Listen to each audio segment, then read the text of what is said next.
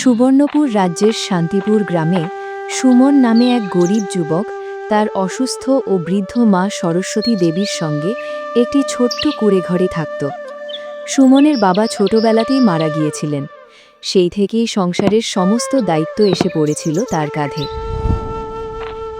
সংসার চালানোর জন্য সে গ্রামের সবচেয়ে ধনী ব্যবসায়ী রমেশ সাহার শস্য গুদামে দিনমজুরের কাজ করত।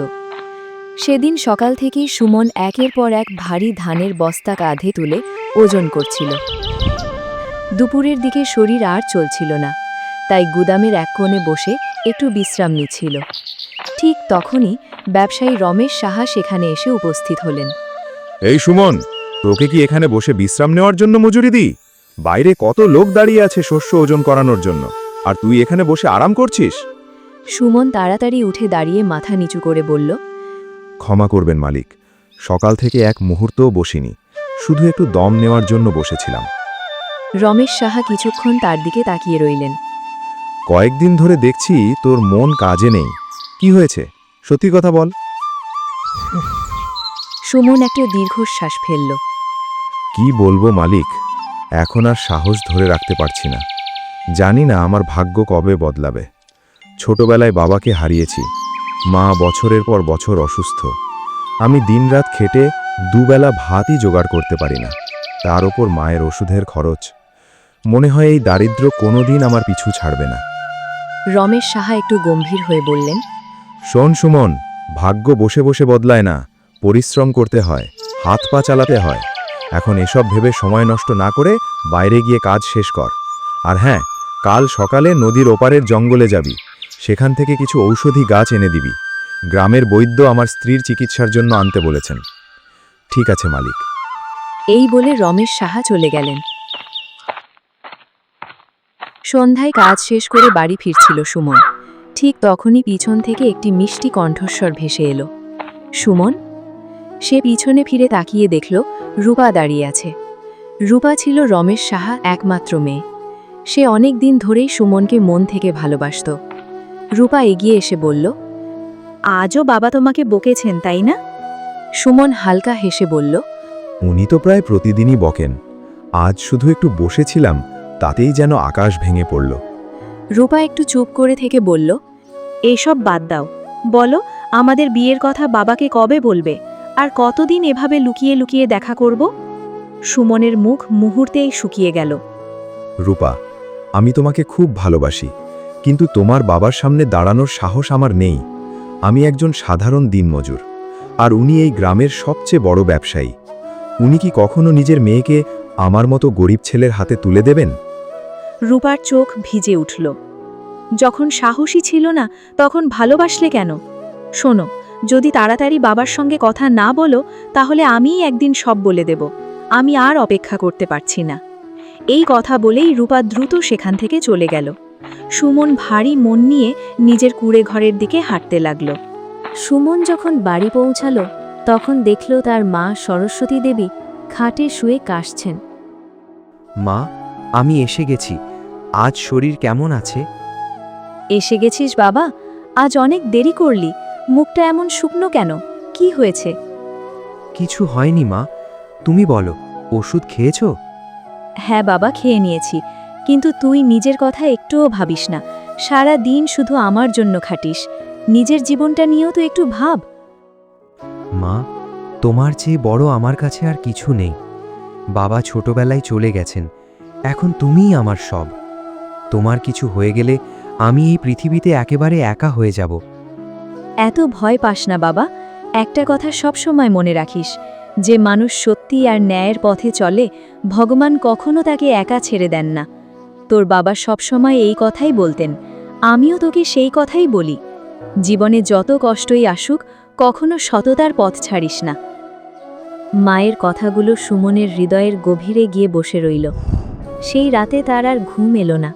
সে শুধু ভাবতে লাগল, কিভাবে নিজের ভাগ্য বদলানো যায়, কিভাবে মায়ের ভালো চিকিৎসা করাবো, কিভাবে রূপাকে নিজের জীবনের সঙ্গী করব।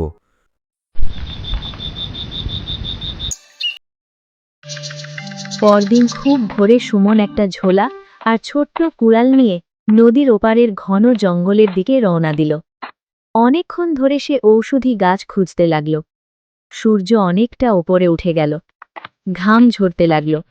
শরীর ক্লান্ত হয়ে পড়ল। শেষে সে একটা বড় গাছের নিচে বসে পড়ল। আকাশের দিকে তাকিয়ে দীর্ঘশ্বাস ফেলে বলল, হে ভগবান, এ কেমন জীবন দিলে আমাকে! সারাদিন হাড় ভাঙা পরিশ্রম করি, তবুও মায়ের ওষুধের টাকা জোগাড় করতে পারি না। আর একদিকে রমেশ সাহার মতো মানুষ, যার এত ধন সম্পদ যে 7 পুরুষ বসে খেলেও শেষ হবে না। কেন মানুষের ভাগ্যে এত পার্থক্য? কথাগুলো বলেই সে ঝোলা খুলল। ভেতর থেকে একটা শুকনো রুটি আর ছোট্ট জল ভর্তি লোটার মতো পাত্র বের করল। ঠিক তখনই সামনে থেকে কাঁপতে কাঁপতে এক বৃদ্ধা এগিয়ে এলেন। তার গায়ে ছেঁড়া কাপড়, চুল এলোমেলো, মুখ শুকিয়ে কাঠ।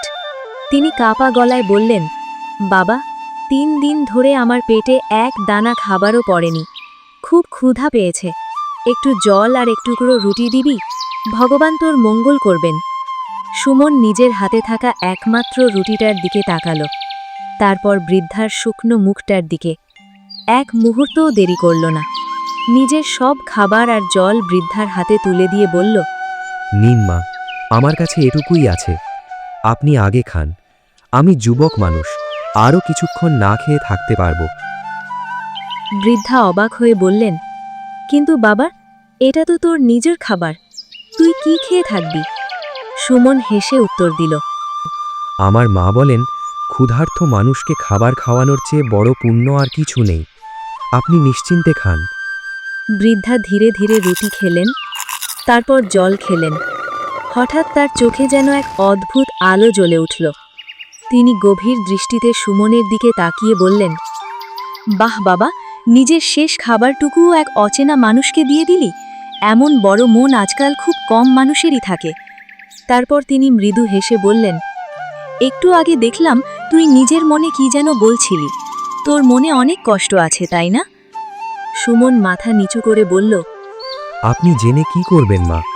আপনি তো আমার দুঃখ দূর করতে পারবেন না, মায়ের অসুখ সারাতে পারবেন না। বৃদ্ধা শান্ত গলায় বললেন, কে জানে বাবা, হয়তো তোর সমস্যার সমাধান আমার কাছেই আছে। আগে সব খুলে বল।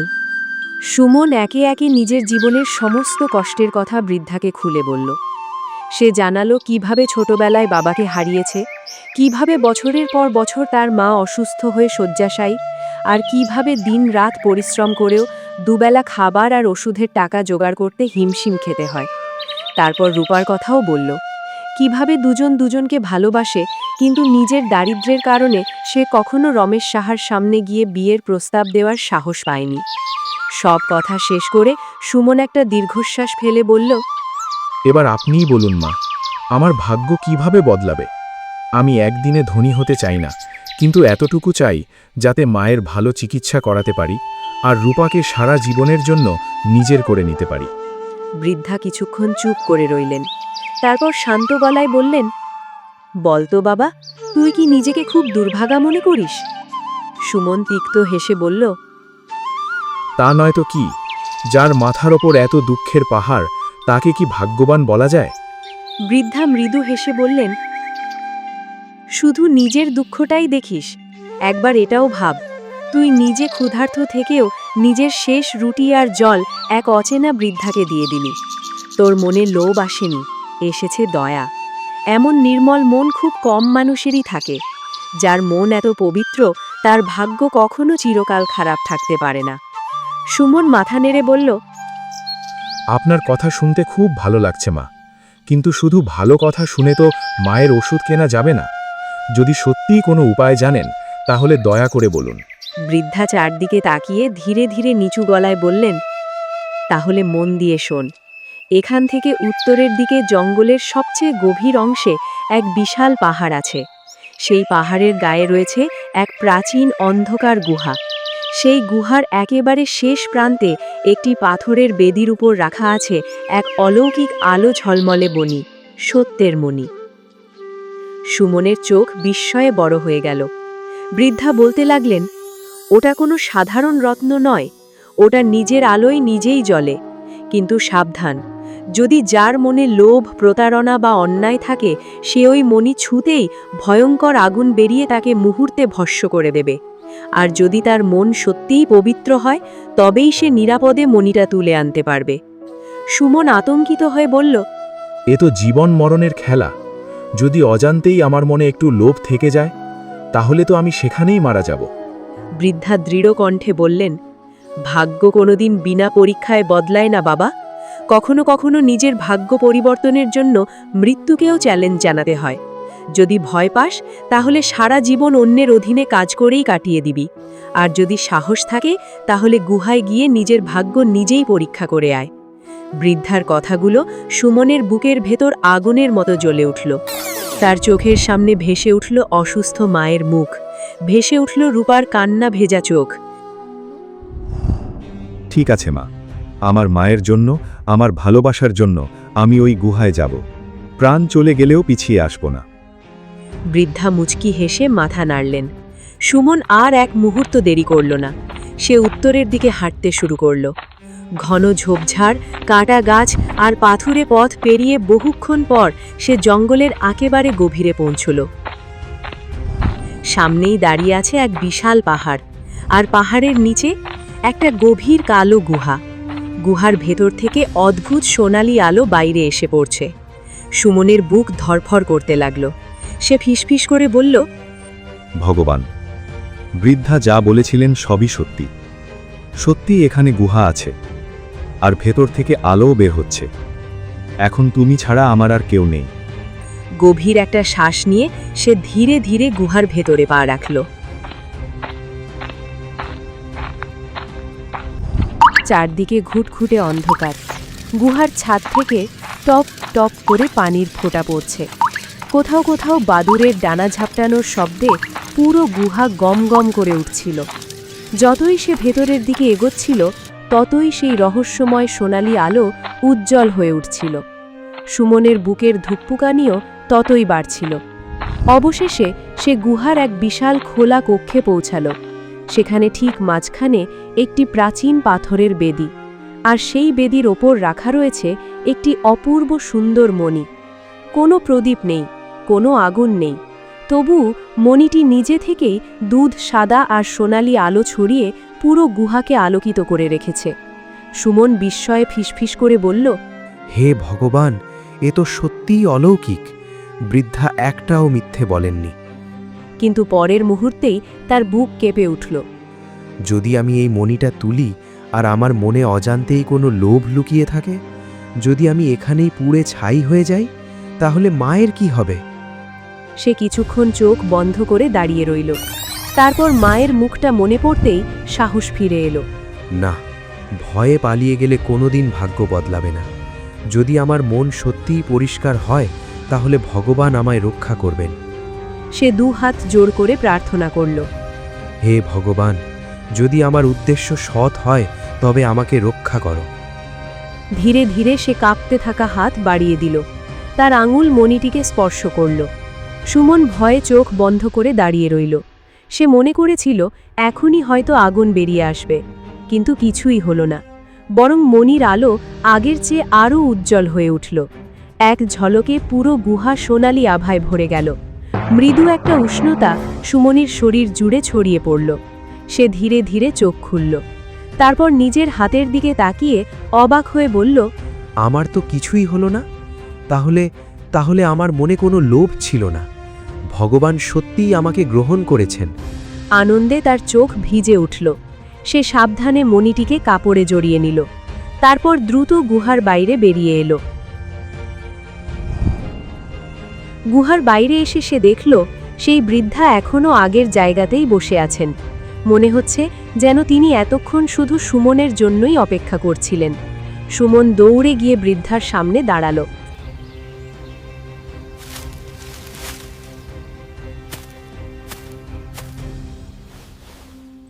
মা, আমি পেরেছি। দেখুন, আমি মণিটা নিয়ে এসেছি। বৃদ্ধার মুখে শান্ত হাসি ফুটে উঠল। আমি জানতাম বাবা, তুই পারবি, কারণ তোর মন পরিষ্কার। আজ পর্যন্ত যারা লোভ নিয়ে ওই গুহায় ঢুকেছে, তারা কেউ আর জীবিত ফিরে আসেনি। সুমন আনন্দে বলল, এবার আমি এই মণিটা কোনো বড় জহরির কাছে বিক্রি করে দেব। যে টাকা পাবো তা দিয়ে মায়ের চিকিৎসা করাবো, তারপর একটা ব্যবসা শুরু করব। বৃদ্ধা হঠাৎ মাথা নেড়ে বললেন, না বাবা, এই ভুল কখনো করিস না। এই মণি বিক্রি করার জিনিস নয়। সুমন অবাক হয়ে বলল, কেন মা?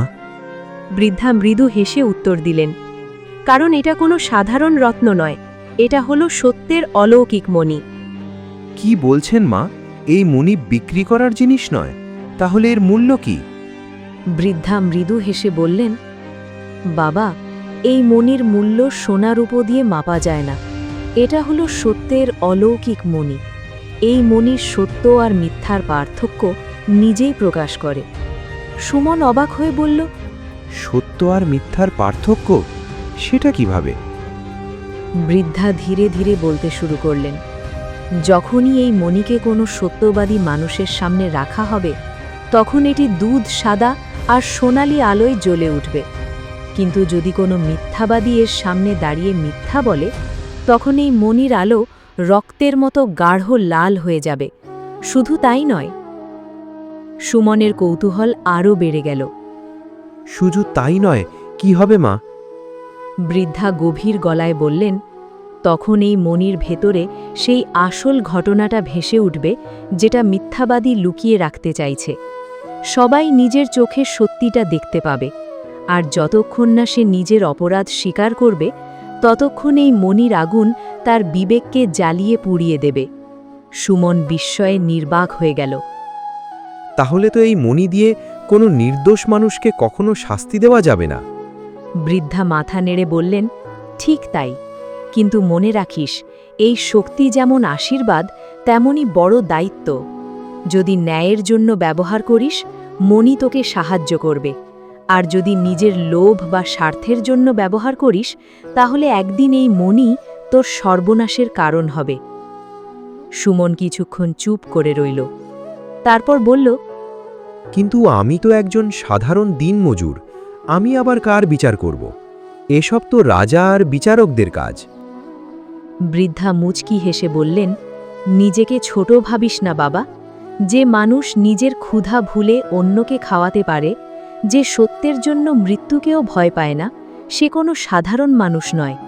তোর ভেতরে শুধু একটাই জিনিসের অভাব আছে, ধৈর্য। সুমন বিস্মিত হয়ে জিজ্ঞেস করল, ধৈর্য? হ্যাঁ, সময়কে একটু কাজ করতে দে। খুব শিগগিরই তোর জীবনে এমন এক মুহূর্ত আসবে, যখন ভাগ্য তোর সামনে দুটো রাস্তা খুলে দেবে। কেমন রাস্তা? একটা সহজ পথ, যেখানে থাকবে অগাধ ধন সম্পদ, আর একটা কঠিন পথ, যেখানে থাকবে সত্য আর ন্যায়। আর আমি যদি সত্যের পথ বেছে নিই? বৃদ্ধার মুখে রহস্যময় হাসি ফুটে উঠল। তাহলে তুই এমন জায়গায় পৌঁছাবি, যেটা আজ তুই কল্পনাও করতে পারছিস না। সুমন গভীরভাবে বৃদ্ধার কথা শুনছিল। তার মনে হচ্ছিল, এই বৃদ্ধা যেন সাধারণ কোনো মানুষ নন। সে ধীরে ধীরে বলল, মা, আপনি কে? আপনার সব কথা যেন ভবিষ্যৎ দেখার মতো শোনাচ্ছে। বৃদ্ধা শুধু মৃদু হেসে বললেন, সব প্রশ্নের উত্তর সময় নিজেই দিয়ে দেয় বাবা। এই বলে তিনি একবার স্নেহভরা চোখে সুমনের দিকে তাকালেন, তারপর গাছের আড়াল দিয়ে হাঁটতে হাঁটতে অদৃশ্য হয়ে গেলেন। সুমন অনেকক্ষণ স্থির হয়ে দাঁড়িয়ে রইল। তারপর কাপড়ে জড়ানো অলৌকিক মণিটা বুকের সঙ্গে শক্ত করে চেপে ধরে নিজের কুঁড়ে ঘরের দিকে রওনা দিল। বন্ধুরা, এই ভিডিওটার পরের পার্ট খুব শীঘ্রই আসবে। তোমরা যদি দেখতে চাও, কমেন্ট করো পার্ট 2, আর চ্যানেলটিকে অবশ্যই সাবস্ক্রাইব করে নাও। আবার দেখা হবে পরবর্তী কোনো ভিডিওর সাথে।